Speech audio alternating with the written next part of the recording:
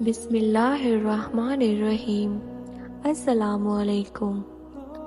انس بن مالک رضی اللہ عنہ سے مروی ہے، کہتے ہیں کہ آپ صلی اللہ علیہ وآلہ وسلم کو جب کوئی معاملہ پریشان کرتا تو آپ فرماتے، یا حیو یا قیوم برحمتک استغیث۔